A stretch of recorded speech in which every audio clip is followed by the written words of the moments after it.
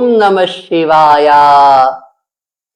ವೀಕ್ಷಕರೇ, ಇವತ್ತಿನ ವಿಷಯ ನೋಡಿ, ಹುತ್ತ ಇರುತ್ತೆ ನಿಮ್ಮ ಸೈಟಲ್ಲಿ ಅಥವಾ ನಿಮ್ಮ ಹೊಲದಲ್ಲಿ. ಅದರಲ್ಲೂ ಕೂಡ ಯಾರ ರಿಯಲ್ ಎಸ್ಟೇಟ್ ಮಾಡ್ತಾರೋ ಅವ್ರು ಸ್ವಲ್ಪ ಕೇರ್ಫುಲ್ ಆಗಿರಿ. ಈ ಹುತ್ತ ಇದ್ದಾಗ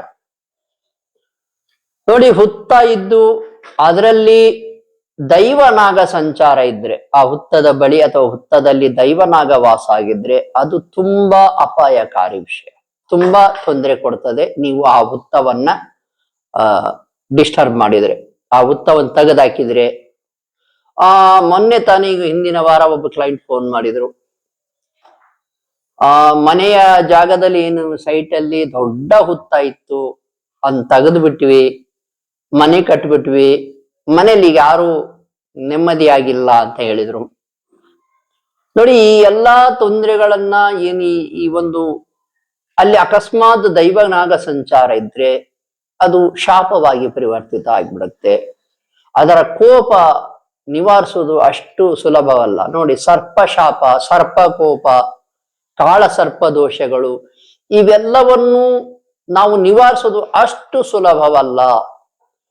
ಜೀವನ ಪೂರ್ತಿ ಧ್ಯಾನ ಮಾಡಬೇಕಾಗ್ತದೆ. ಜೀವನ ಪೂರ್ತಿ ವಿಶೇಷವಾಗಿ ಶ್ರೀ ಕುಕ್ಕೆ ಸುಬ್ರಹ್ಮಣ್ಯ ಕ್ಷೇತ್ರದಲ್ಲೂ ಮತ್ತೆ ಕಾಳಹಸ್ತಿಯಲ್ಲೂ ಪೂಜೆ ಮಾಡಿಸ್ಬೇಕಾಗ್ತದೆ. ಪ್ರತಿ ಸಲ ಹೋದಾಗ್ಲೂ ನೋಡಿ, ಫಸ್ಟ್ ಕುಕ್ಕೆ ಸುಬ್ರಹ್ಮಣ್ಯದಲ್ಲಿ ಸರ್ಪ ಸಂಸ್ಕಾರ ಪೂಜೆ ಮಾಡಿಸ್ಬೇಕು. ನೆಕ್ಸ್ಟ್ ಇಯರ್ ಹೋಗ್ತಿರಲ್ಲ, ಮತ್ತೆ ಸರ್ಪ ಸಂಸ್ಕಾರ ಪೂಜೆ ಮಾಡೋ ಅವಶ್ಯಕತೆ ಇಲ್ಲ. ಆಶ್ಲೇಷ ಬಲಿ ಹೋಮ ಮಾಡಿಸ್ಬೇಕಾಗ್ತದೆ ಪ್ರತಿ ವರ್ಷ. ಯಾವಾಗ ಹೋಗ್ತೀರಾ ಅವಾಗ ಮಾಡಿಸಿ. ನೋಡಿ, ಈ ರೀತಿ ಹುತ್ತಗಳು ಡಿಸ್ಟರ್ಬ್ ಆದಾಗ, ಅಥವಾ ನಿಮ್ಮ ಜಮೀನುಗಳಲ್ಲಿ ಒಂದು ದೊಡ್ಡ ಹುತ್ತ ಇತ್ತಪ್ಪ, ಅದನ್ನ ಯಾವ್ದೋ ಕಾರಣಕ್ಕೆ ತೆಗೆದು ಬಿಟ್ರಿ. ಸಾಕಷ್ಟು ಕ್ಲೈಂಟ್ಸ್ ನನಗೆ ಫೋನ್ ಮಾಡಿದ್ದಾರೆ ಹುತ್ತಗಳ ವಿಚಾರವಾಗಿ. ಒಬ್ಬ ರಿಯಲ್ ಎಸ್ಟೇಟ್ ಮಾಡೋ ವ್ಯಕ್ತಿ ಕೂಡ, ಬೆಂಗಳೂರಿನವರೇ, ದೊಡ್ಡ ರಿಯಲ್ ಎಸ್ಟೇಟ್ ವ್ಯಕ್ತಿ, ಅವರು ಕೂಡ ಹುತ್ತ ಇತ್ತು ಗುರುಗಳೇ, JCB ಇಂದ ಹುತ್ತವನ್ನ ನಾವು ಒಡೆದು ಬಿಟ್ವಿ. ತದನಂತರ ಮುಂದೊಂದಿನ ಯಾವತ್ತೋ ಹಾವು ಕಾಣ್ತು, ಆ ಹಾವನ್ನು ಕೂಡ ನಮ್ಮ ಗಾಡಿಗಳು ಹತ್ಕೊಂಡು ಹೋಗ್ಬಿಟ್ವು ಅಲ್ಲೇ, ಅದೇ ಒಂದು ಸೈಟ್ ಅಲ್ಲಿ, ಅದೇ ಒಂದು ಹೊಲದಲ್ಲಿ. ನೋಡಿ ಹೇಗಾಯ್ತು ಅಂದ್ರೆ, ಮುಂದೆ ಅವರು ನೆಮ್ಮದಿಯನ್ನೇ ಕಳ್ಕೊಂಡ್ಬಿಟ್ರು. ಈ ರೀತಿ ಎಲ್ಲ ಆಗ್ಬಿಡುತ್ತೆ ದೈವನಾಗಗಳನ್ನು ನೋಡಿದ್ರೆ. ಅದಕ್ಕಾಗಿ ಯಾರ ಒಂದು ನಿವೇಶನಗಳಲ್ಲಿ ಹುತ್ತ ಇದ್ರೆ ಸ್ವಲ್ಪ ಒಂದು ಶಾಸ್ತ್ರಿಗಳ ಒಂದು ಅಭಿಪ್ರಾಯವನ್ನು ಕೇಳ್ಬಿಟ್ಟು, ಒಬ್ಬ ಒಳ್ಳೆ ಶಾಸ್ತ್ರೀಯ, ಒಬ್ಬ ಒಳ್ಳೆ ಪಂಡಿತರ ಅಭಿಪ್ರಾಯ ಕೇಳ್ಬಿಟ್ಟು ಮುಂದುವರಿರಿ ಅಂತ ನಾನ್ ತಿಳಿಸ್ತೇನೆ.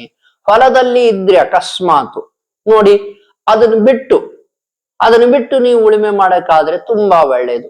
ಏನ್ ಸ್ವಲ್ಪ ಜಾಗ ಬಿಟ್ರೆ ಏನು ತೊಂದರೆ ಇರಲ್ಲ. ಎಲ್ಲಾ ಹುತ್ತಗಳಲ್ಲೂ ನಾಗಗಳು ವಾಸಿಸಿರಲ್ಲ, ಅದು ಒಂದು ವಿಷಯ. ಅದಕ್ಕಾಗಿ ನಿಮ್ಮ ಶಾಸ್ತ್ರಿಗಳನ್ನ, ನಿಮ್ಮ ಪಂಡಿತರನ್ನ ಕೇಳಿಕೊಳ್ಳಿ. ಅಷ್ಟೇ ಅಲ್ಲ, ಅಕಸ್ಮಾತ್ ನಿಮ್ಮ ನಿವೇಶನದಲ್ಲಿ ಅರಳಿ ಮರ ಇತ್ತಪ್ಪ, ತೆಂಗಿನ ಮರ ಇತ್ತಪ್ಪ, ಹತ್ತಿ ಮರ ಇತ್ತಪ್ಪ.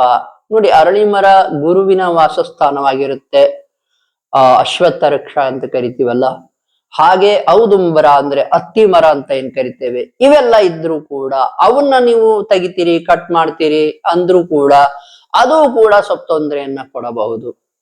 ಅದಕ್ಕೆ ಏನ್ ಮಾಡ್ಬೇಕಪ್ಪ ಅಂದ್ರೆ, ಈ ಅರಳಿ ಮರ ಇತ್ತಪ್ಪ, ಇಲ್ಲಿ ನೀವು ಕಡಿಯೋದು ಅನಿವಾರ್ಯ ಅಂತ ಅನಿಸಿದಾಗ ಇನ್ನು ಕಡಿಯೋದೇ ಆದ್ರೆ ಶಾಸ್ತ್ರಿಗಳ ಮುಖೇನ ಪೂಜೆ ಮಾಡಿಸಿ ಕಡಿಬೇಕಾಗ್ತದೆ.